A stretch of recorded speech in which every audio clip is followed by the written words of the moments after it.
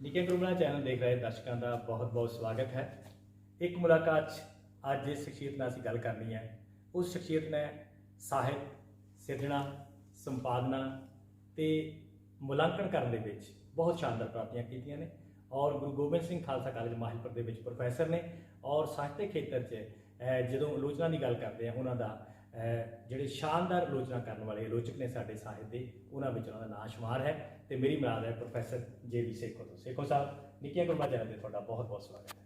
ਬਹੁਤ ਸ਼ੁਕਰੀਆ ਬਲਜਿੰਦਰ ਮਾਨ ਜੀ, ਤੁਹਾਡਾ ਇਹ ਉਪਰਾਲਾ ਬੜਾ ਸ਼ਲਾਘਾਯੋਗ ਹੈ ਕਿ ਜਿਸ ਤਰ੍ਹਾਂ ਅੱਜ ਕੱਲ੍ਹ ਦਾ ਸਮਾਂ ਜੀ ਘਰਾਂ ਦੇ ਵਿੱਚ ਅਸੀਂ ਕੈਦ ਹੋ ਕੇ ਰਹਿ ਗਏ ਕਰੋਨਾ ਕਾਲ ਦੇ ਵਿੱਚ, ਤੇ ਇਹ ਜਿਹੜਾ ਸਮਾਂ ਹੈ ਉਹ ਸਾਨੂੰ ਨਵੀਂ ਟੈਕਨੋਲੋਜੀ ਨਾਲ ਜੋੜਨ ਦਾ ਸਮਾਂ ਵੀ ਹੈ ਜੀ ਤੇ ਸਾਡੇ ਅੱਗੇ ਜਿਹੜੀ ਨਵੀਆਂ ਵੰਗਾਰਾਂ ਹਨ ਉਹਨਾਂ ਵੰਗਾਰਾਂ ਨੂੰ ਹੱਲ ਕਰਨ ਦਾ ਸਮਾਂ ਵੀ ਹੈ ਜੀ। ਤੇ ਮੈਂ ਬਹੁਤ ਧੰਨਵਾਦੀ ਹਾਂ ਕਿ ਤੁਸੀਂ ਮੈਨੂੰ ਇਸ YouTube ਚੈਨਲ ਦੇ ਦੁਆਰਾ ਜੀ ਜੋ ਨਿੱਕੀਆਂ ਗੁਰਮਲਾ ਦਰਸ਼ਕ ਹਨ ਉਹਨਾਂ ਦੇ ਰੂਬਰੂ ਕਰਨ ਦਾ ਮੌਕਾ ਦਿੱਤਾ। ਸੇਖੋ ਸਾਹਿਬ, ਇਹ ਮੌਕਾ ਤੁਸੀਂ ਪ੍ਰਾਪਤ ਕੀਤਾ, ਅਸੀਂ ਨਹੀਂ ਦਿੱਤਾ, ਕਿਉਂਕਿ ਜਿਹੜੀ ਅਸੀਂ ਬੜੇ ਲੰਬੇ ਸਮੇਂ ਤੋਂ ਤੁਹਾਨੂੰ ਪੜ੍ਹਦੇ ਆ ਰਹੇ ਹਾਂ ਅਖਬਾਰਾਂ ਰਸਾਲਿਆਂ ਦੇ ਵਿੱਚ, ਜਿਹੜਾ ਤੁਹਾਡਾ ਆਲੋਚਨਾ ਦਾ ਖੇਤਰ ਹੈ, ਤੁਸੀਂ ਬਹੁਤ ਸਾਰੀਆਂ ਕਿਤਾਬਾਂ ਦੀ ਬਹੁਤ ਸਾਰੀ ਵੱਡੀਆਂ ਜਿਹੜੀਆਂ ਮਹਾਨ ਕਿਤਾਬਾਂ ਹੈ ਜਿਨ੍ਹਾਂ ਦੀ ਚਰਚਾ ਹੁੰਦੀ ਹੈ ਵੱਡੇ ਪੱਧਰ 'ਤੇ, ਉਹਨਾਂ ਦੀ ਤੁਸੀਂ ਜਿਹੜੀ ਬੜੀ ਸੋਝੀ ਦੇ ਨਾਲ ਅਸਲ ਵਿੱਚ ਆਲੋਚਕਾਂ ਨੂੰ ਬੜੀ ਬੁਰੀ ਨਜ਼ਰ ਨਾਲ ਜਿਹੜੇ ਸਾਹਿਤਕਾਰ ਦੇਖਦੇ ਨੇ, ਲੇਕਿਨ ਤੁਹਾਡਾ ਆਦਰ ਮਾਣ, ਮੈਂ ਜਿੱਥੇ ਵੀ ਜਾਂਦਾ, ਜਿੱਥੇ ਵੀ ਸਾਹਿਤਕ ਲੋਕ ਜੁੜਦੇ ਨੇ,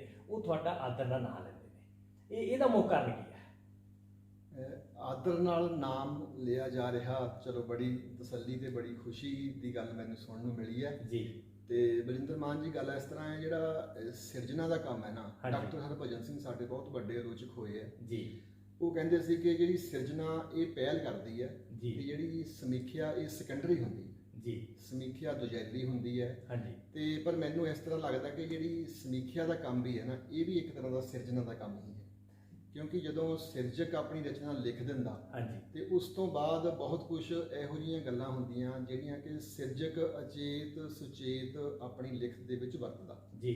ਤੇ ਇੱਕ ਸਮੀਖਕ ਨੇ ਉਹਨਾਂ ਜਿਹੜੀਆਂ ਧੁਨੀਆਂ ਹਨ ਉਸ ਟੈਕਸਟ ਦੇ ਵਿੱਚ ਪਈਆਂ ਹੋਈਆਂ ਜੀ, ਉਹਨਾਂ ਨੂੰ ਡੀਕੋਡ ਕਰਨਾ ਹੁੰਦਾ, ਉਹਨਾਂ ਨੂੰ ਪਾਠਕਾਂ ਦੇ ਅੱਗੇ ਰੱਖਣਾ ਹੁੰਦਾ ਜੀ। ਤੇ ਮੈਨੂੰ ਖੁਸ਼ੀ ਹੈ ਕਿ ਤੁਸੀਂ ਜਿਸ ਤਰ੍ਹਾਂ ਕਿਹਾ ਕਿ ਮੇਰੇ ਕੰਮ ਨੂੰ ਦੀ ਸ਼ਲਾਘਾ ਕੀਤੀ ਗਈ ਹੈ ਤੇ ਲਗਾਤਾਰ ਮੈਂ ਪਿਛਲੇ ਕਰੀਬ 12-14 ਸਾਲ ਤੋਂ ਇਸ ਖੇਤਰ 'ਚ ਕੰਮ ਕਰ ਸਮੀਖਿਆ ਦੇ ਖੇਤਰ ਵਿੱਚ ਜੁੜਿਆ। ਜਿਵੇਂ ਤੁਸੀਂ ਗੱਲ ਕੀਤੀ ਹੈ ਕਿ ਸਿਰਜਣਾ ਤੇ ਸਮੀਖਿਆ, ਸਮੀਖਿਆਕਾਰੀ ਅਸਲ ਵਿੱਚ ਜਿਹੜਾ ਸਿਰਜਕ ਆ ਉਹ ਕਹਿਣਾ ਕੀ ਚਾਹੁੰਦਾ, ਜਿਵੇਂ ਤੁਸੀਂ ਗੱਲ ਕੀਤੀ ਬਹੁਤ ਸਾਰੀਆਂ ਗੱਲਾਂ ਛੁਪੀਆਂ ਰਹਿ ਜਾਂਦੀਆਂ।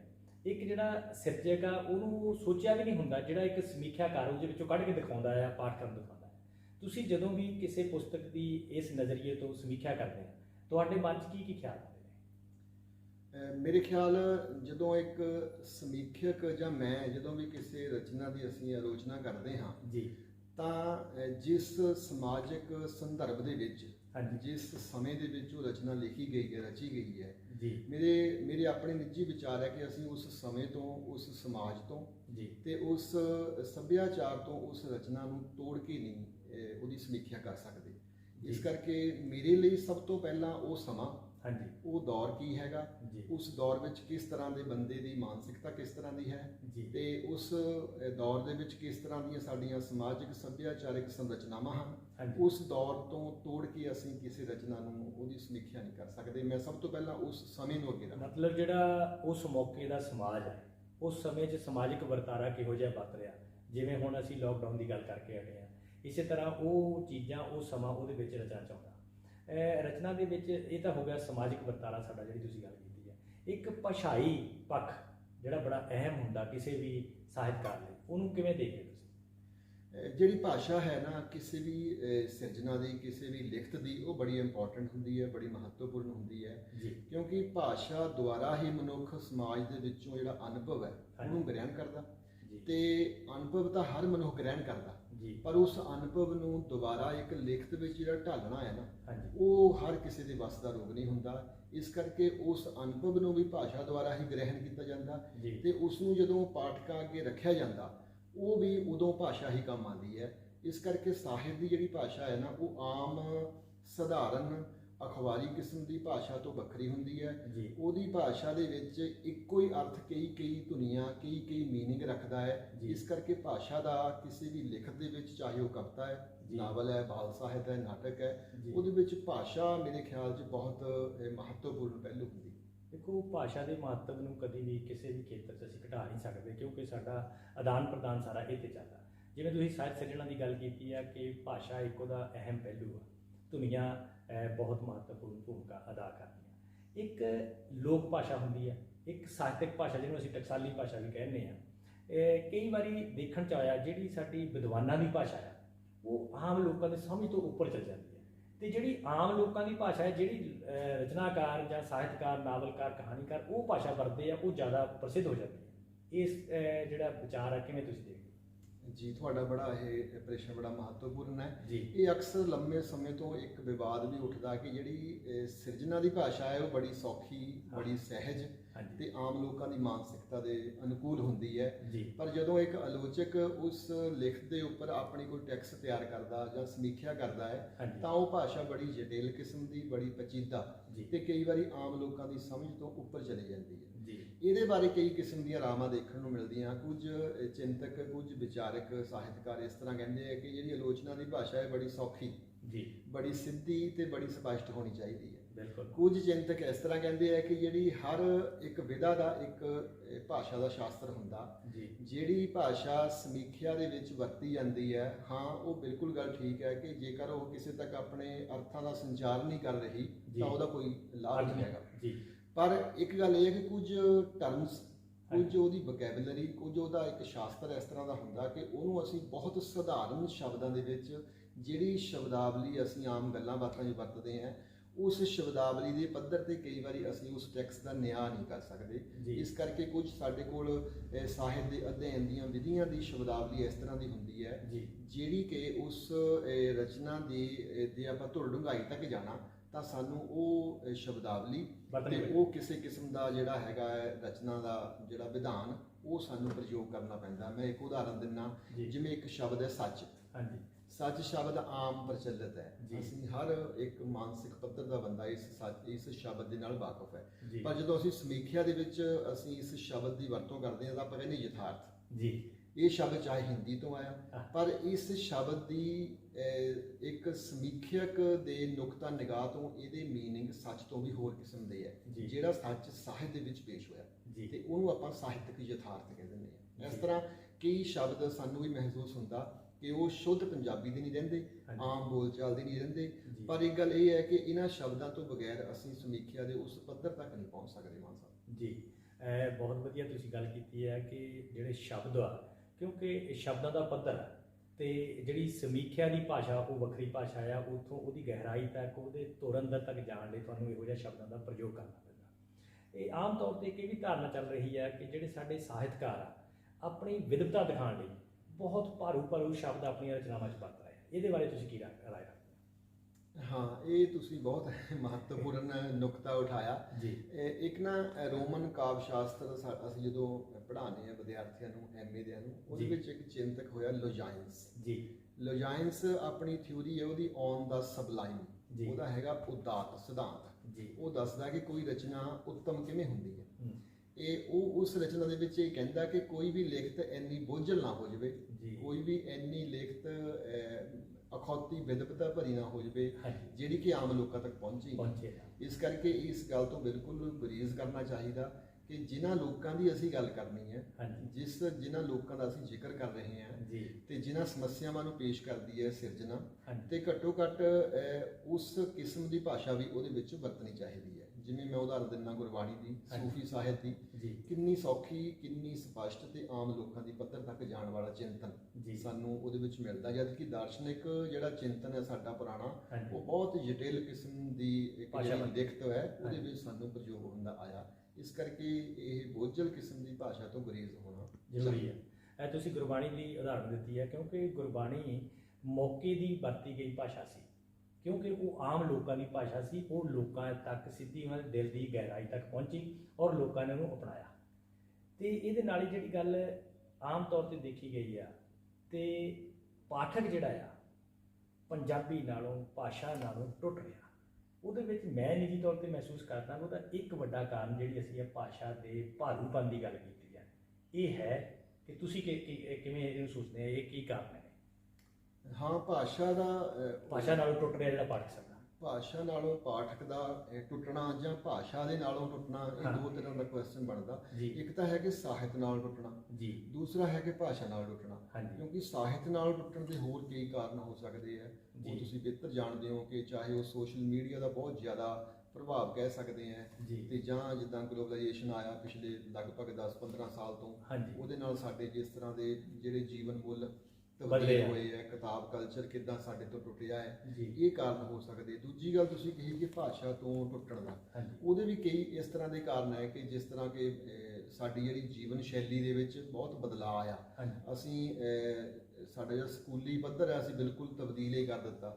ਬੱਚਿਆਂ ਨੂੰ ਅਸੀਂ ਕਨਵੈਂਟ ਸਕੂਲਾਂ ਦੇ ਵਿੱਚ ਬੱਚੇ ਭੇਜਣੇ ਇੱਕ ਸਟੇਟਸ ਸਿੰਬਲ ਬਣਾ ਲਿਆ, ਤੇ ਉਹਦੇ ਪੈਰਲਲ ਅਸੀਂ ਇੱਕ ਉਹ ਸਿਸਟਮ ਖਤਮ ਕਰ ਲਿਆ ਜਿਹੜਾ ਸਾਡੇ ਕੋਲ ਸਾਡੀ ਲੋਕ ਭਾਸ਼ਾ ਵਿੱਚ ਇੱਕ ਅਨੁਭਵ ਸਾਡੇ ਕੋਲ ਆਉਂਦਾ ਸੀਗਾ, ਸਾਡੇ ਪਿੰਡਾਂ ਦਾ ਕਲਚਰ, ਸਾਡਾ ਸੰਯੁਕਤ ਪਰਿਵਾਰ ਪ੍ਰਬੰਧ ਸੀਗਾ, ਤੇ ਉਹ ਅਸੀਂ ਸਾਰਾ ਤੋੜ ਲਿਆ। ਤੇ ਜਦੋਂ ਬੱਚੇ ਤੱਕ ਅਸੀਂ ਉਹ ਸਾਰੀਆਂ ਕਦਰਾਂ ਕੀਮਤਾਂ, ਉਹ ਸਾਰੇ ਜੀਵਨ ਮੁੱਲ, ਜੀਵਨ ਵਿਧਾਨ ਤੋੜ ਲਏ ਜਿਹੜੇ ਸਾਡੀ ਭਾਸ਼ਾ 'ਚ ਪ੍ਰਗਟ ਹੁੰਦੇ ਸੀ, ਤੇ ਉਹਦੀ ਜਗ੍ਹਾ ਦੇ ਉੱਪਰ ਉਹਦੇ ਸਮਾਨਾਂਤਰ ਅਸੀਂ ਇੱਕ ਪੱਛਮ ਦੀ ਭਾਸ਼ਾ ਨੂੰ ਇੱਕ ਸਟੇਟਸ ਸਿੰਬਲ ਵਜੋਂ ਵਰਤ ਲਿਆ, ਤਾਂ ਸੁਭਾਵਿਕ ਹੈ ਕਿ ਬੱਚਾ ਸਿਰਫ ਭਾਸ਼ਾ ਤੋਂ ਨਹੀਂ ਟੁੱਟਿਆ, ਬੱਚਾ ਉਸ ਪ੍ਰਬੰਧ ਤੋਂ ਵੀ ਟੁੱਟ ਗਿਆ ਜਿਹੜਾ ਉਹਨੂੰ ਸਦੀਆਂ ਤੋਂ ਪੀੜ੍ਹੀ ਦਰ ਪੀੜ੍ਹੀ ਪ੍ਰਾਪਤ ਹੁੰਦਾ ਸੀ ਜੀ। ਤੇ ਇਹ ਮੈਨੂੰ ਲੱਗਦਾ ਕਿ ਇਹ ਇੱਕ ਸੰਕਟ ਦਾ ਵਿਸ਼ਾ ਹੈ। ਹਾਂ, ਜਿਵੇਂ ਤੁਸੀਂ ਸਕੂਲਾਂ ਦੀ ਗੱਲ ਕੀਤੀ ਆ ਕਿ ਸਾਰਾ ਹੀ ਸਾਡੇ ਤੇ ਜਿਹੜਾ ਪੱਛਮੀ ਕਰਨ ਦਾ, ਪੱਛਮੀ ਸੱਭਿਆਚਾਰ ਦਾ ਪ੍ਰਭਾਵ ਪਿਆ, ਇਹਨੂੰ ਇੱਕ ਪੱਖ ਅਸੀਂ ਮੰਨ ਸਕਦੇ ਹਾਂ। ਇਸ ਵਿਸ਼ੇ ਤੇ ਅਗਰ ਅਸੀਂ ਆਪਣੀ ਮਾਤ ਭਾਸ਼ਾ, ਦੇਖੋ ਜੇ ਸਾਡੀ ਭਾਸ਼ਾ ਮੁੱਕ ਗਈ, ਜੇ ਸਾਡਾ ਬੋਲੀ ਮੁੱਕ ਗਈ, ਤਾਂ ਅਸੀਂ ਕਿੱਥੇ ਰਹਾਂਗੇ? ਇਹਨੂੰ ਬਚਾਉਣ ਲਈ ਜਿਹੜਾ ਸਰਕਾਰਾਂ ਨੂੰ ਕੀ ਕਰਨਾ ਚਾਹੀਦਾ? ਦੇਖੋ, ਸਰਕਾਰਾਂ ਨੂੰ ਵੀ ਕਰਨਾ ਚਾਹੀਦਾ ਕੁਝ ਕੰਮ, ਕੁਝ ਉਦੇਸ਼ ਇਹੋ ਜਿਹੇ ਹੁੰਦੇ ਜਿਹੜੇ ਨਿੱਜੀ ਤੌਰ ਤੇ ਖੁਦ ਵੀ ਲੋਕਾਂ ਨੂੰ ਉਹਦੇ ਬਾਰੇ ਸੁਚੇਤ ਰਹਿਣਾ ਚਾਹੀਦਾ ਜੀ। ਤੇ ਸਰਕਾਰਾਂ ਕੀ ਕਰਨ ਤੇ ਕੀ ਨਾ ਕਰਨ, ਇਹ ਹੋਰ ਕਿਸਮ ਦਾ ਇੱਕ ਬਹੁਤ ਗੰਭੀਰ ਵਿਸ਼ਾ ਹੈ। ਤੇ ਕੁਝ ਕੰਮ ਇਹੋ ਜਿਹੇ ਹਨ ਕਿ ਜੇਕਰ ਅਸੀਂ ਸਰਕਾਰਾਂ ਦੇ ਬਰਾਬਰ ਹੀ ਖੁਦ ਵੀ ਸਮਾਜਿਕ ਤੌਰ ਤੇ ਵੀ ਅਸੀਂ ਵਿਚਰਦੇ, ਘੁੰਮਦੇ ਫਿਰਦੇ, ਖੁਦ ਵੀ ਜਾਗਰਤ ਰਹੀਏ ਆਪਣੀ ਭਾਸ਼ਾ ਲਈ, ਆਪਣੀ ਸੰਸਕ੍ਰਿਤੀ ਲਈ, ਆਪਣੇ ਸੱਭਿਆਚਾਰ ਲਈ, ਵਿਰਸੇ ਲਈ, ਤਾਂ ਮੇਰੇ ਖਿਆਲ 'ਚ ਸਰਕਾਰਾਂ ਵੱਲ ਵੇਖਣ ਦੀ ਲੋੜ ਨਹੀਂ ਹੈ। ਹਾਂ, ਸਰਕਾਰੀ ਪੱਧਰ ਦੇ ਉੱਪਰ ਜਿਸ ਤਰ੍ਹਾਂ ਦਾ ਉਹਨਾਂ ਨੇ ਇੱਕ ਸਿਸਟਮ ਨੂੰ ਖਤਮ ਕਰਕੇ ਉਹਦੇ ਬਰਾਬਰ ਇੱਕ ਆਪਣਾ ਮਨ ਭਾਉਂਦਾ ਜਾਂ ਆਪਣੇ ਕਾਰਪੋਰੇਟਿਵ ਸਿਸਟਮ ਉਹ ਖੜਾ ਕਰਦੇ ਹੈ, ਇਹ ਪ੍ਰਵਿਰਤੀ ਹਰ ਖੇਤਰ ਵਿੱਚ ਪਿਛਲੇ 20-25 ਸਾਲ ਤੋਂ ਚੱਲ ਰਹੀ ਹੈ। ਚਾਹੇ ਉਹ ਖੇਤਰ ਸਿੱਖਿਆ ਦਾ, ਚਾਹੇ ਉਹ ਖੇਤਰ ਸਾਹਿਤ ਦਾ, ਚਾਹੇ ਉਹ ਖੇਤਰ ਸਿਹਤ ਖੇਤਰ ਹੈ, ਕੁਝ ਵੀ ਹੈ, ਚਾਹੇ ਉਹ ਹੁਣ ਦਾ ਕਿਸਾਨ ਅੰਦੋਲਨ ਹੈ। ਇਹ ਸਰਕਾਰਾਂ ਦੀ ਡਿਊਟੀ ਉੱਥੇ ਜ਼ਰੂਰ ਬਣਦੀ ਹੈ ਕਿ ਜਿਹੜੇ ਵੱਡੇ ਵੱਡੇ ਅਦਾਰੇ ਖੜੇ ਕੀਤੇ ਹੋਏ ਨੇ, ਉਹਨਾਂ ਅਦਾਰਿਆਂ ਨੂੰ ਢੁਕਵਾਂ ਫੰਡ ਦਿੱਤਾ ਜਾਵੇ, ਉਹਨਾਂ ਅਦਾਰਿਆਂ ਵਿੱਚ ਪ੍ਰੋਪਰ ਭਰਤੀ ਕੀਤੀ ਜਾਵੇ, ਤੇ ਨਾ ਕਿ ਆਪਣੇ ਸਾਹਿਤ ਤੋਂ, ਆਪਣੇ ਸਿੱਖਿਆ ਪ੍ਰਬੰਧ ਤੋਂ ਮੁਨਕਰ ਹੋ ਕੇ ਅਸੀਂ ਜ਼ਬਰਦਸਤੀ ਆਪਣੇ ਜਿਹੜੇ ਬਸ਼ਿੰਦੇ ਹਨ ਪੰਜਾਬ ਦੇ, ਉਹਨਾਂ ਨੂੰ ਉਸ ਪ੍ਰਬੰਧ ਵੱਲ ਧਕੇਲੀਏ ਜਿਹੜਾ ਕਿ ਮਨੁੱਖ ਨੂੰ ਮਸ਼ੀਨ ਬਣਾਉਂਦਾ ਹੈ, ਮਨੁੱਖ ਨੂੰ ਉਹ ਇੱਕ ਸਮਾਜਿਕ ਜੀਵ ਨਹੀਂ ਬਣਾਉਂਦਾ। ਬਹੁਤ ਵਧੀਆ। ਮਨੁੱਖ ਬਣਾਉਣ ਲਈ ਸਾਨੂੰ ਜਿਹੜਾ ਆ ਮਨੁੱਖੀ ਕਦਰਾਂ ਕੀਮਤਾਂ ਨੇ, ਸਮਾਜਿਕ ਕਦਰਾਂ ਕੀਮਤਾਂ ਨੇ, ਉਹਨੂੰ ਕਾਇਮ ਰੱਖਣਾ ਪੈਣਾ, ਤੇ ਉਹ ਕਦਰਾਂ ਕੀਮਤਾਂ ਸਾਨੂੰ ਭਾਸ਼ਾ ਹੀ ਸਿਖਾਉਂਦੀ ਆ। ਤੇ ਤੁਸੀਂ ਅੱਜ ਤੱਕ ਆਪਣੇ 10-15 ਸਾਲ ਦੇ ਜਿਹੜਾ ਇਹ ਆਲੋਚਨਾ ਦਾ ਖੇਤਰ ਆ, ਇਹਦੇ ਵਿੱਚ ਮੇਰੇ ਖਿਆਲ ਨਾਲ ਸੈਂਕੜੇ ਤੁਸੀਂ ਕਿਤਾਬਾਂ ਦੇ ਰਿਵਿਊ ਕੀਤੇ ਨੇ, ਅਖਬਾਰਾਂ ਰਸਾਲਿਆਂ 'ਚ ਸਮੀਖਿਆ ਕੀਤੀ ਆ, ਬਹੁਤ ਸਾਰੇ ਪਰਚੇ ਲਿਖੇ ਨੇ, ਤੁਸੀਂ ਪ੍ਰੋਫੈਸਰ ਹੁੰਦੇ ਆ ਕਾਲਜ ਦੇ ਵਿੱਚ, ਤੇ ਤੁਸੀਂ ਜਿਹੜਾ ਅੱਜ ਤੱਕ ਦਾ, ਪਹਿਲਾਂ ਆਪਾਂ ਕਹਾਣੀ ਦੀ ਗੱਲ ਕਰੀਏ, ਜਿਹੜੀ ਪੰਜਾਬੀ ਸਾਹਿਤ ਦੇ ਵਿੱਚ ਕਹਾਣੀ ਰਚੀ ਜਾ ਰਹੀ ਹੈ, ਉਹਨੂੰ ਕਿਸ-ਕਿਸ ਵਿਚਾਰਾਂ ਤੋਂ, ਕਿਸ-ਕਿਸ ਨੁਕਤਿਆਂ ਤੋਂ ਵਿਚਾਰਦੇ ਆ? ਜਿਹੜਾ ਮੇਰਾ ਖੋਜ ਦਾ ਕੰਮ ਜ਼ਿਆਦਾ ਹੈਗਾ, ਮੇਰਾ ਪਸੰਦੀਦਾ ਕੰਮ, ਉਹ ਹੈਗਾ ਕਹਾਣੀ ਦੀ ਸਮੀਖਿਆ ਨਾਲ ਸੰਬੰਧਿਤ ਜੀ। ਕਹਾਣੀ ਇੱਕ ਇਹੋ ਜਿਹੀ ਵਿਧਾ ਹੈ, ਤੁਸੀਂ ਬਾਲ ਸਾਹਿਤ ਦੇ ਖੇਤਰ ਵਿੱਚ ਬਹੁਤ ਮਹੱਤਵਪੂਰਨ ਕੰਮ ਕੀਤਾ ਤੇ ਕਰ ਰਹੇ ਹੋ ਜੀ। ਤੁਸੀਂ ਬਿਹਤਰ ਸਮਝਦੇ ਹੋ ਕਿ ਬੱਚੇ ਨੂੰ ਜੇਕਰ ਅਸੀਂ ਸਾਹਿਤ ਨਾਲ ਜੋੜਨਾ ਤਾਂ ਉਹ ਸਭ ਤੋਂ ਸ਼ਕਤੀਸ਼ਾਲੀ ਜੇ ਕੋਈ ਵਿਧਾ ਹੈ ਤਾਂ ਉਹ ਕਹਾਣੀ ਤੇ ਚਿੱਤਰਕਾਰੀ ਜੀ। ਜੇਕਰ ਇਹ ਦੋ ਤੱਤ ਸਾਹਿਤ ਵਿੱਚ ਨਹੀਂ ਹੈ ਕਿਸੇ ਨਾ ਕਿਸੇ ਰੂਪ ਵਿੱਚ, ਤਾਂ ਉਹ ਸਾਹਿਤ ਮੈਨੂੰ ਲੱਗਦਾ ਕਿ ਉਹ ਬਹੁਤ ਪੇਤਲਾ ਹੈ ਜੀ, ਅਧੂਰਾ ਹੈ। ਤੇ ਕਹਾਣੀ ਨਾਲ ਮੈਂ ਇਸ ਕਰਕੇ ਥੋੜਾ ਜੁੜਿਆ ਹੋਇਆ ਕਿ ਮੇਰੇ ਮਨ ਦੇ ਉੱਪਰ ਬੜਾ ਅਸਰ ਹੈ ਇਸ ਦਾ, ਕਹਾਣੀ ਦਾ, ਕਿ ਅਸੀਂ ਬਚਪਨ ਤੋਂ ਹੀ ਜਿਹੜੀ ਕਹਾਣੀ ਹੈ ਆਪਣੇ ਬਜ਼ੁਰਗਾਂ ਤੋਂ ਸੁਣਦੇ ਆਏ ਹਾਂ। ਤੇ ਮਨੁੱਖ ਨੇ, ਇਹ ਰੋਲਾ ਬਾਰਤ ਨੇ ਵੀ ਕਿਹਾ ਸੀ ਕਿ ਜਿਹੜੀ ਰੈਸਲਿੰਗ ਹੈ ਨਾ, ਇੱਕ ਰੈਸਲਿੰਗ ਕਰਦੇ ਆ ਦੋ ਪਲੇਅਰ, ਉਹ ਵੀ ਇੱਕ ਸਟੋਰੀ ਹੁੰਦੀ ਹੈ। ਬਿਲਕੁਲ, ਮਤਲਬ ਸਟੋਰੀ ਸਿਰਫ ਉਹੀ ਨਹੀਂ ਹੁੰਦੀ ਜਿਹੜੀ ਅਸੀਂ ਪੜ੍ਹਦੇ ਹਾਂ ਰਾਜੇ ਰਾਣੀਆਂ ਦੀ, ਕੋਈ ਵੀ ਘਟਨਾ, ਕੋਈ ਵੀ ਬਿਰਤਾਂਤ ਜੋ ਅਸੀਂ ਅੱਖਾਂ ਨਾਲ ਦੇਖਦੇ ਹਾਂ ਨਾ, ਉਹਦੇ ਪਿੱਛੇ ਇੱਕ ਕਹਾਣੀ ਹੁੰਦੀ ਹੈ। ਤੇ ਕਹਾਣੀ ਜਿਹੜੀ ਹੈ ਇਹ ਮਨੁੱਖ ਨੂੰ ਬਹੁਤ ਪ੍ਰਭਾਵਿਤ ਕਰਦੀ ਹੈ। ਤੇ ਕਹਾਣੀ ਨੇ ਹੀ ਇਹ ਕਹਾਣੀ ਦੀ ਜਿਹੜੀ ਸਿਰਜਣਾ ਹੈ ਨਾ, ਇਹਨੇ ਮੈਨੂੰ ਆਪਣੇ ਵੱਲ ਖਿੱਚਿਆ ਕਿ ਮੈਂ ਇਹਦੇ ਪਰ ਕੁਝ ਲਿਖਾਂ ਜੀ। ਤੇ ਮੇਰੇ ਮਨ ਦੇ ਵਿੱਚ ਕਹਾਣੀ ਦਾ ਤੇ ਨਾਵਲ ਦਾ ਜਿਹੜੀ ਵਿਧਾ ਸੀਗੀ, ਤੇ ਇਹਦੇ ਬਾਰੇ ਮੈਂ ਲਗਾਤਾਰ ਖਾਸ ਤੌਰ ਤੇ 1990 ਤੋਂ ਬਾਅਦ ਦੀ ਕਹਾਣੀ ਜੀ, ਇਹਦੇ ਉੱਪਰ ਮੈਂ ਕੰਮ ਕੀਤਾ। ਤੇ ਮੇਰੀ ਜਿਹੜੀ ਪਹਿਲੀ ਕਿਤਾਬ ਆਈ ਸੀਗੀ ਸਮਕਾਲੀ ਪੰਜਾਬੀ ਕਹਾਣੀ ਪ੍ਰਸੰਗ ਤੇ ਪ੍ਰਵਚਨ, ਉਹ ਕਿਤਾਬ 2015 ਵਿੱਚ ਛਪੀ ਸੀ। ਤੇ ਉਹਦੇ ਵਿੱਚ ਮੈਂ ਖਾਸ ਤੌਰ ਤੇ ਉਹ ਕਹਾਣੀਕਾਰ ਲਏ ਸਨ ਜਿਨ੍ਹਾਂ ਦੇ ਜਿਹੜੇ ਨਵੇਂ ਸਨ, ਨੌਜਵਾਨ ਸਨ, ਤੇ ਜਿਨ੍ਹਾਂ ਦੇ ਬਾਰੇ ਅਕਸਰ ਇਹ ਮੁੱਖ ਧਾਰਾ ਸਾਹਿਤ ਵਿੱਚ ਗੱਲ ਬਹੁਤ ਘੱਟ ਹੁੰਦੀ ਹੈ। ਤੇ ਉਹ 29 ਕਹਾਣੀਕਾਰ, 29 ਆਰਟੀਕਲ ਹੈ ਉਸ ਕਿਤਾਬ ਦੇ ਵਿੱਚ। ਤੇ ਇਸ ਤੋਂ ਇਲਾਵਾ ਹੋਰ ਮੈਂ ਕੁਝ ਕਿਤਾਬਾਂ ਸੰਪਾਦਿਤ ਕੀਤੀਆਂ, ਜਿਵੇਂ ਇੱਕ ਕਿਤਾਬ ਤੁਹਾਡੇ ਸਾਹਿਤ ਦੇ ਉੱਪਰ, ਬਾਲ ਸਾਹਿਤ ਦੇ ਉੱਪਰ, ਤੁਹਾਡੀ ਸਿਰਜਣਾ ਤੇ ਸ਼ਖਸੀਅਤ, ਉਹਦੇ ਉੱਪਰ ਕਾਫੀ ਵੱਡਾ ਪ੍ਰੋਜੈਕਟ ਬਣਾ ਕੇ 2 ਸਾਲ ਦੇ ਵਿੱਚ, ਤੇ ਉਹਦੇ ਵਿੱਚ ਘੱਟੋ ਘੱਟ 25 ਆਰਟੀਕਲ ਸੰਪਾਦਿਤ ਕੀਤੇ ਹੈ। ਕੁਝ ਕਵੀਆਂ ਦੇ ਉੱਪਰ ਕਿਤਾਬਾਂ ਸੰਪਾਦਿਤ ਕੀਤੀਆਂ। ਤੇ ਹੁਣ ਮੇਰੀ ਜਿਹੜਾ PhD ਦਾ ਥੀਸਿਸ ਸਬਮਿਟ ਕੀਤਾ, ਉਹ ਵੀ ਮੇਰਾ 1990 ਤੋਂ ਬਾਅਦ ਦੀ ਕਹਾਣੀ ਦੇ ਉੱਪਰ ਹੈ, ਉਹਦੇ ਸ਼ਿਲਪ ਵਿਧਾਨ ਦੇ ਉੱਪਰ ਹੈ। ਸੋ ਕਹਾਣੀ ਤੇ ਨਾਵਲ ਮੇਰਾ ਮਨਭਾਉਂਦਾ ਵਿਸ਼ਾ ਰਹੀ। ਕਹਾਣੀ ਜਿਹੜੀ ਅੱਜ ਦੇ ਸਮੇਂ ਸਿਰਜੀ ਜਾ ਰਹੀ ਹੈ, ਉਸ ਕਹਾਣੀ ਬਾਰੇ ਤੁਸੀਂ ਕੀ ਰਾਏ ਰੱਖਦੇ ਹੋ? ਹਾਂ, ਜੋ ਅੱਜ ਦੇ ਸਮੇਂ ਕਹਾਣੀ ਦੀ ਅਸੀਂ ਜਦੋਂ ਗੱਲ ਕਰਦੇ ਹਾਂ ਤਾਂ ਸਾਡੇ ਸਾਹਮਣੇ ਅੱਜ ਦੇ ਸਮੇਂ ਤੋਂ ਭਾਵ ਹੈਗਾ ਪਿਛਲਾ ਲਗਭਗ 1990 ਤੋਂ ਬਾਅਦ ਦਾ ਸਮਾਂ, ਜਿਹਨੂੰ ਅਸੀਂ ਸਮਕਾਲ ਕਹਿੰਦੇ ਹਾਂ। ਕਿਉਂਕਿ 1990 ਤੋਂ ਬਾਅਦ ਖਾਸ ਕਿਸਮ ਦੀਆਂ ਤਬਦੀਲੀਆਂ ਦੇ ਰੂਬਰੂ ਹਾਂ ਅਸੀਂ ਸਾਰੇ, ਬਹੁਤ ਜ਼ਿਆਦਾ ਤਬਦੀਲੀਆਂ, ਤੇ ਸਾਡਾ ਸਮਾਜਿਕ, ਸੱਭਿਆਚਾਰਕ, ਰਾਜਨੀਤਿਕ, ਸਾਰਾ ਚੇਂਜ, ਮਤਲਬ ਸੂਚਨਾ ਸੰਚਾਰ ਸਾਧਨ ਆ ਗਏ, ਕਾਰਪੋਰੇਟ ਸੈਕਟਰ ਆ ਗਿਆ, ਵਿਸ਼ਵੀਕਰਨ ਆ ਗਿਆ। ਇਹਨਾਂ ਗੱਲਾਂ ਸਾਡੇ ਜੀਵਨ ਜਾਂਚ ਤੇ ਬਹੁਤ ਅਸਰ ਪਿਆ। ਇਸ ਦੌਰ ਦੇ ਵਿੱਚ ਕਹਾਣੀ ਨੇ ਮੇਰੇ ਖਿਆਲ ਜਿੰਨਾ ਇਸ ਸਮੇਂ ਨੂੰ ਫੜਿਆ, ਇੰਨਾ ਨਾਵਲ, ਕਵਿਤਾ ਨਹੀਂ ਫੜ ਸਕੀ। ਤੇ ਕਹਾਣੀ ਵਿੱਚ ਸਭ ਤੋਂ ਵੱਡਾ ਤਬਦੀਲੀ ਇਹ ਆਈ ਕਿ ਨੌਜਵਾਨ ਜਿਹੜੀ ਪੀੜ੍ਹੀ ਹੈ ਨਾ, ਉਹਨਾਂ ਦਾ ਇੱਕ ਵੱਡਾ ਪੂਰ 1990 ਤੋਂ ਬਾਅਦ ਆਇਆ। ਉਹਨਾਂ ਦੇ ਤਜਰਬੇ ਬਹੁਤ ਵਿਲੱਖਣ ਸੀਗੇ, ਬਹੁਤ ਵੱਖਰੇ ਤਜਰਬੇ ਸੀਗੇ। ਜਿਵੇਂ ਕੋਈ ਦਲਿਤ ਖੇਤਰ ਵਿੱਚੋਂ ਕਹਾਣੀਕਾਰ ਆ ਰਹੇ ਹੈ, ਇਹੋ ਜਿਹੀ ਕਹਾਣੀ ਦਲਿਤ ਵਰਗ ਦੇ ਬਾਰੇ ਪਹਿਲਾਂ ਕਦੇ ਲਿਖੀ ਨਹੀਂ ਗਈ। ਤੇ ਦਲਿਤ ਪਾਤਰ ਜ਼ਰੂਰ ਆਉਂਦਾ ਸੀ, ਪਰ ਦਲਿਤ ਪਾਤਰ ਦੀਆਂ ਜਿਹੜੀਆਂ ਸਮਾਜ ਨਾਲ ਉਹਦੀਆਂ ਜਿਹੜੀਆਂ ਦੁਸ਼ਵਾਰੀਆਂ ਹੈ, ਵਿਸੰਗਤੀਆਂ ਹੈ, ਉਹਦੀ ਮਾਨਸਿਕ ਜਿਹੜੀ ਸਥਿਤੀ ਹੈ, ਉਹ ਕਦੇ ਨਹੀਂ ਸੀ ਇੰਨੀ ਸ਼ਿੱਦਤ ਨਾਲ ਕਦੇ ਨਹੀਂ ਪੇਸ਼ ਹੋਈ। ਇਸੇ ਤਰ੍ਹਾਂ ਕਿਸਾਨੀ ਕਹਾਣੀ ਬਹੁਤ ਕਮਾਲ ਦੀ ਲਿਖੀ ਗਈ ਹੈ। ਤੇ ਹੋਰ ਵਿਸ਼ੇ ਜਿਹੜੇ ਪ੍ਰਵਾਸ ਦੇ ਵਿੱਚ ਬੜੀ ਵਧੀਆ ਕਹਾਣੀ ਆਈ ਹੈ। ਤੇ ਇਸ ਤੋਂ ਇਲਾਵਾ ਜਿਹੜੀ ਹੋਰ ਸਾਡੇ ਵਰਜਿਤ ਵਿਸ਼ੇ ਸਨ, ਔਰਤ ਮਰਦ ਸੰਬੰਧਾਂ ਦੀ ਗੱਲ ਹੈ ਜਾਂ ਹੋਰ ਇਸ ਤਰ੍ਹਾਂ ਦੇ ਵਿਸ਼ੇ ਸਨ, ਉਸ ਸੰਬੰਧੀ ਜਾਂ ਔਰਤ ਦੀ ਸੰਵੇਦਨਾ ਬਾਰੇ 1990 ਤੋਂ ਬਾਅਦ ਦੀ ਕਹਾਣੀ ਨੇ ਆਪਣੇ ਜਿਹੜੇ ਪੁਰਾਣੀ ਰਵਾਇਤੀ ਲਿਖਤ ਹੈ ਨਾ, ਉਸ ਤੋਂ ਤੋੜਿਆ ਤੇ ਉਸ ਤੋਂ ਅੱਗੇ ਇੱਕ ਨਵੀਂ ਜਿਹੜੀ ਹੈਗੀ ਹੈ ਅਧਿਆਏ ਆਪਾਂ ਕਹਿ ਸਕਦੇ ਕਿ ਸ਼ੁਰੂ ਕੀਤਾ। ਇਹ ਕਹਾਣੀ ਦੀ ਗੱਲ ਹੋ ਗਈ। ਹੁਣ ਆਪਾਂ ਆਪਣੇ ਮੁੱਖ ਵਿਸ਼ੇ ਵੱਲ, ਕਿਉਂਕਿ ਸਾਡਾ ਨਿੱਕੀਆਂ ਗੁਰੂਆਂ ਚੈਨਲ ਹੈ, ਜਿਸ 'ਚ ਇੱਕ ਮੁਲਾਕਾਤ ਆਪਾਂ ਗੱਲਬਾਤ ਕਰ ਰਹੇ ਹਾਂ। ਸਾਡੇ ਬਾਲ ਪਾਠਕ, ਬਾਲ ਦਰਸ਼ਕ ਨੇ ਬਹੁਤ। ਬਾਲ ਸਾਹਿਤ ਬਾਰੇ ਤੁਸੀਂ ਕੀ ਅਨੁਭਵ ਰੱਖਦੇ ਆ? ਅੱਜ ਕੱਲ੍ਹ ਜਿਹੜਾ ਇਹ ਸਮਕਾਲ ਦਾ ਸਿਰਜਿਆ ਜਾ ਰਿਹਾ, ਇਹਦੇ ਵਿੱਚ ਕਿਹੋ ਜਿਹੀਆਂ ਤਬਦੀਲੀਆਂ ਆ ਰਹੀਆਂ, ਕਿਹੋ ਜਿਹਾ ਤੁਸੀਂ ਅਨੁਭਵ ਕੀ ਰੱਖਦੇ ਹੋ? ਦੇਖੋ, ਮੈਨੂੰ ਇਹ ਲੱਗਦਾ ਕਿ ਜਿਹੜਾ ਬਾਲ ਸਾਹਿਤ ਹੈ ਨਾ, ਇਹ ਅਸੀਂ ਇਹਨੂੰ ਬਹੁਤ ਹੁਣ ਤੱਕ ਹਲਕੇ ਤੌਰ ਤੇ ਲਿਆ ਜਦ ਕਿ ਪੱਛਮ ਦੇ ਵਿੱਚ ਬਾਲ ਸਾਹਿਤ ਦੀ ਬਹੁਤ ਨਿੱਘਰ ਪਰੰਪਰਾ ਹੈ। ਅਸੀਂ ਸਾਡਾ ਜਿਹੜਾ ਮੁੱਖ ਧਾਰਾ ਸਾਹਿਤ ਜਿਹਨੂੰ ਆਪਾਂ ਕਹਿੰਦੇ ਨਾ, ਨਾਵਲ, ਕਹਾਣੀ, ਕਵਿਤਾ, ਇਹਨਾਂ ਨੇ ਕਦੇ ਬਾਲ ਸਾਹਿਤ ਦਾ ਉਹ ਗੰਭੀਰ ਨੋਟਿਸ ਨਹੀਂ ਲਿਆ। ਜਦ ਕਿ ਇਹ ਵੀ ਇੱਕ ਬਹੁਤ ਵੱਡਾ ਕਾਰਨ ਹੈ ਕਿ ਜੇਕਰ ਤੁਹਾਡੇ ਬੱਚੇ ਹੀ ਤੁਹਾਡੇ ਪਾਠਕ ਕੱਲ੍ਹ ਨੂੰ ਬਣਨਗੇ, ਜੇਕਰ ਤੁਸੀਂ ਬੱਚਿਆਂ ਨੂੰ ਸਾਹਿਤ ਨਾਲ ਨਹੀਂ ਜੋੜੋਗੇ ਤਾਂ ਪਾਠਕ ਕਿੱਥੋਂ ਲੈਣਗੇ ਪਾਠਕ? ਤੇ ਇਹ ਬਹੁਤ ਵੱਡਾ ਪ੍ਰਸ਼ਨ ਹੈ, ਜਦ ਕਿ ਇਹ ਸਾਡੇ ਕਦੇ ਸਾਹਿਤ ਦੇ ਏਜੰਡੇ ਦੇ ਉੱਪਰ ਨਹੀਂ ਆਇਆ ਹੀ ਨਹੀਂ। ਇਸ ਤੋਂ ਇਲਾਵਾ ਜਿਹੜੇ ਬੱਚੇ ਹਨ ਨਾ, ਬੱਚੇ ਤੇ ਔਰਤਾਂ, ਮੈਨੂੰ ਇਹ ਲੱਗਦਾ ਕਿ ਇਤਿਹਾਸ ਵਿੱਚੋਂ ਹੀ ਗੈਰ ਹਾਜ਼ਰ ਹਨ। ਜਦ ਕਿ ਔਰਤਾਂ ਤੇ ਬੱਚੇ ਇਹ ਸਾਡੇ ਕਿਸੇ ਵੀ ਸਮਾਜ ਦੀ ਚੂੜ ਹਨ, ਸਮਾਜ ਦੀ ਬਣਤਰ ਦੇ ਵਿੱਚ। ਅਸੀਂ ਇਤਿਹਾਸ ਵਿੱਚ ਇਹਨਾਂ ਨੂੰ ਹਮੇਸ਼ਾ ਹਾਸ਼ੀਏ ਤੇ ਰੱਖਿਆ ਤੇ ਇਹ ਫਿਲਹਾਲ ਹੁਣ ਵੀ ਹਾਸ਼ੀਏ ਤੇ ਹੀ ਹਨ।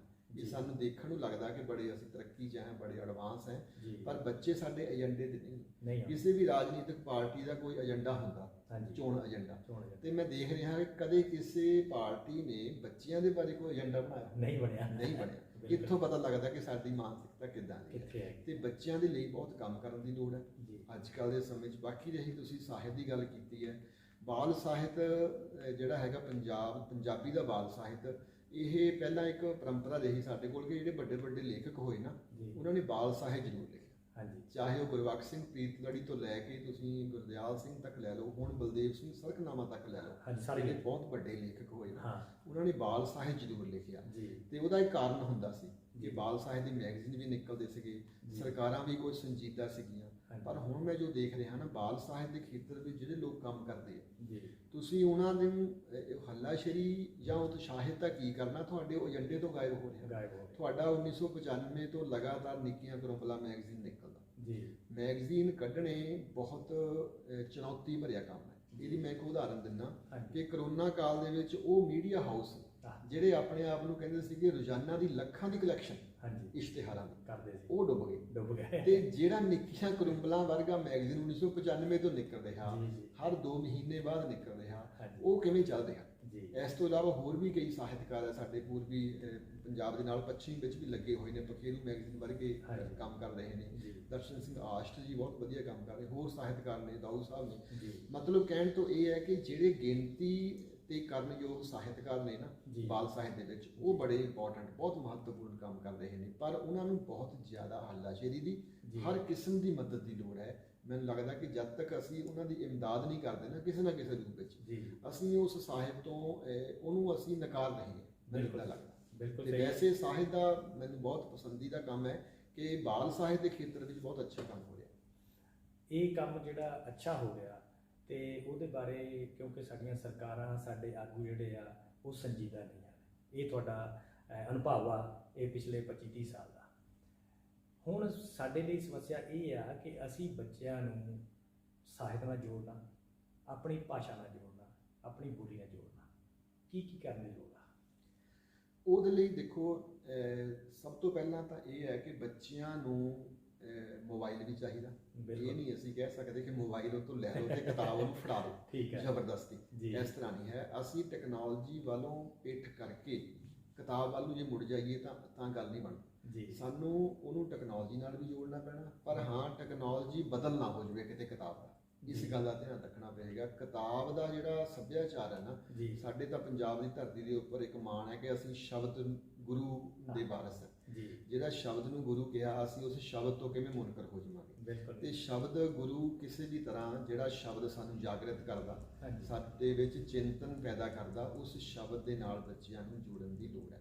ਤੇ ਇਹ ਸਭ ਤੋਂ ਵੱਡਾ ਕੰਮ ਕਰਨ ਦੇ ਲਈ ਮੇਰੇ ਖਿਆਲ 'ਚ ਮਾਪਿਆਂ ਨੂੰ ਅੱਗੇ ਆਉਣਾ ਚਾਹੀਦਾ, ਸਮਾਜਿਕ ਸੰਸਥਾਵਾਂ ਨੂੰ ਅੱਗੇ ਆਉਣਾ ਚਾਹੀਦਾ, ਤੇ ਸਰਕਾਰ ਨੂੰ ਵਿਸ਼ੇਸ਼ ਤੌਰ ਤੇ ਅਗਵਾਈ ਕਰਨੀ ਚਾਹੀਦੀ ਹੈ ਇਸ ਸਾਰੇ ਕੰਮ ਦੀ। ਖਾਸ ਤੌਰ ਤੇ ਜਿਵੇਂ ਕਿ ਪਿੱਛੇ ਸਿੱਖਿਆ ਵਿਭਾਗ ਦੇ ਵਿੱਚ ਤੁਹਾਡੇ ਸਮੇਤ ਜਿਹੜੇ ਅਧਿਆਪਕ ਕੰਮ ਕਰਦੇ ਨੇ ਤੇ ਸਾਹਿਤ ਦੇ ਖੇਤਰ ਵਿੱਚ, ਉਹਨਾਂ ਨੂੰ ਬਹੁਤ ਵਧੀਆ ਤਰੀਕੇ ਨਾਲ ਉਹਨੂੰ ਹੱਲਾਸ਼ੇਰੀ ਦਿੱਤੀ ਗਈ। ਜਦ ਕਿ ਇਸ ਤੋਂ ਪਹਿਲਾਂ ਇਹੋ ਜਿਹਾ ਵੀ ਕੰਮ ਆਇਆ ਕਿ ਕੋਈ ਅਧਿਆਪਕ ਲਿਖ ਨਹੀਂ ਸਕਦਾ, ਉਹਦੇ ਲਈ ਪਰਮਿਸ਼ਨ ਲੈਣੀ ਪਏਗੀ, ਇਸ ਤਰ੍ਹਾਂ ਦੇ ਕਾਨੂੰਨਾਂ ਦਾ ਰੌਲਾ ਵੀ ਪਿਆ। ਪਰ ਫਿਰ ਉਹਨਾਂ ਨੂੰ ਹੱਲਾਸ਼ੇਰੀ ਦਿੱਤੀ ਗਈ ਕਿ ਹਾਂ ਤੁਹਾਡਾ ਯੋਗਦਾਨ ਬਹੁਤ ਜ਼ਿਆਦਾ ਹੈ। ਮੇਰੇ ਖਿਆਲ 'ਚ ਉਹ ਹੱਲਾਸ਼ੇਰੀ ਹੈ ਜਿਹੜੀ ਇੱਕ ਅਧਿਆਪਕ ਨੂੰ ਦਿੱਤੀ, ਉਹ ਹੱਲਾਸ਼ੇਰੀ ਉਹ ਸਾਰੇ ਸਕੂਲ ਨੂੰ ਹੱਲਾਸ਼ੇਰੀ ਲੱਗਦਾ ਕਿ ਇਹ ਕੰਮ ਦੀ ਲੋੜ ਹੈ। ਇਹ ਇੱਕ ਮਾਪਾ ਤੇ ਇੱਕ ਅਧਿਆਪਕ, ਕਿਉਂਕਿ ਸਾਡੇ ਜੀਵਨ ਦੇ ਵਿੱਚ ਜਿਹੜਾ ਬੱਚੇ ਦੇ ਜੀਵਨ 'ਚ ਇਹਨਾਂ ਦਾ ਸਭ ਤੋਂ ਅਹਿਮ ਰੋਲ ਆ। ਤੇ ਤੁਸੀਂ ਅਧਿਆਪਕ ਨੂੰ, ਕਿਉਂਕਿ ਤੁਸੀਂ ਖੁਦ ਇੱਕ ਪ੍ਰੋਫੈਸਰ ਹੋ, ਤੁਸੀਂ ਇੱਕ ਅਧਿਆਪਕ ਨੂੰ ਕੀ ਕਹਿੰਦੇ ਹੋ ਕਿ ਭਾਈ ਉਹ ਬੱਚੇ ਨੂੰ ਕਿਹੜੀਆਂ ਗੱਲਾਂ ਦੱਸੇ ਤਾਂ ਕਿ ਉਹ ਆਪਣੀ ਭਾਸ਼ਾ ਨਾਲ ਜੁੜਿਆ ਰਹੇ?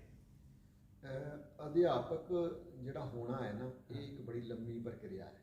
ਅਧਿਆਪਕ ਅਸੀਂ ਕਈ ਵਾਰ ਕਹਿੰਦੇ ਕਿ BEd ਕਰਨ ਤੋਂ ਬਾਅਦ ਡਿਗਰੀ ਲੈ ਕੇ ਅਧਿਆਪਕ ਬਣ ਗਿਆ। ਅਧਿਆਪਕ ਹੋਣਾ ਬਹੁਤ ਲੰਮੀ ਇੱਕ ਪ੍ਰੋਸੈਸ ਹੈ, ਪ੍ਰਕਿਰਿਆ ਹੈ, ਠੀਕ ਹੈ।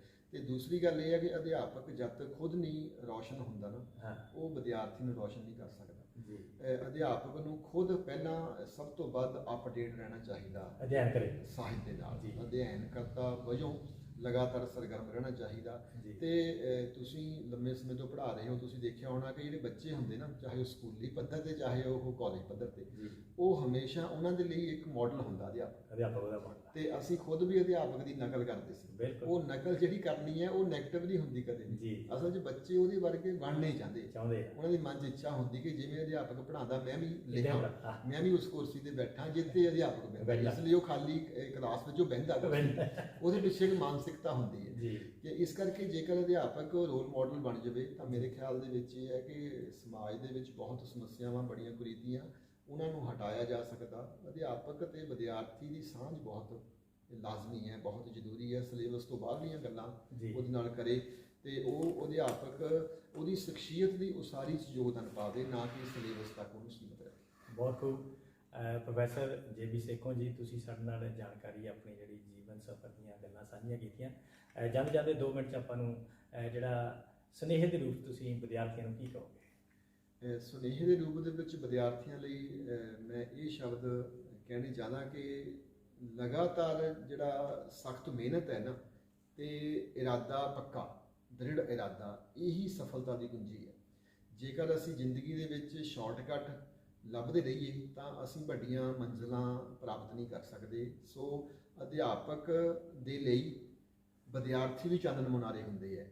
ਜਦੋਂ ਅਧਿਆਪਕ ਕਲਾਸ ਦੇ ਵਿੱਚ ਲੈਕਚਰ ਲਗਾਉਣ ਜਾਂਦਾ ਤਾਂ ਉਹਦੇ ਮਨ ਦੇ ਵਿੱਚ ਹੁੰਦਾ ਕਿ ਇਹ ਜੋ ਵਿਦਿਆਰਥੀ ਬੈਠੇ ਨੇ, ਮੈਂ ਇਹਨਾਂ ਤੋਂ ਬਹੁਤ ਕੁਝ ਸਿੱਖਣਾ। ਸੋ ਅਧਿਆਪਕ ਤੇ ਵਿਦਿਆਰਥੀ ਦਾ ਰਿਸ਼ਤਾ ਤੇ ਵਿਦਿਆਰਥੀ ਦਾ ਆਪਣੇ ਸਮਾਜ ਦੀ ਜਿਹੜੀ ਪ੍ਰਤੀਬੱਧਤਾ ਹੈ ਉਹ ਲਗਾਤਾਰ ਬਣੀ ਰਹੇ, ਕਿਉਂਕਿ ਇਹਨਾਂ ਵਿਦਿਆਰਥੀਆਂ ਵਿੱਚੋਂ ਹੀ ਕੋਈ ਕਿਸੇ ਨੇ ਕੱਲ੍ਹ ਨੂੰ ਸਮਾਜ ਦੀ ਅਗਵਾਈ ਕਰਨੀ ਹੈ ਕਿਸੇ ਨਾ ਕਿਸੇ ਰੂਪ ਦੇ ਵਿੱਚ।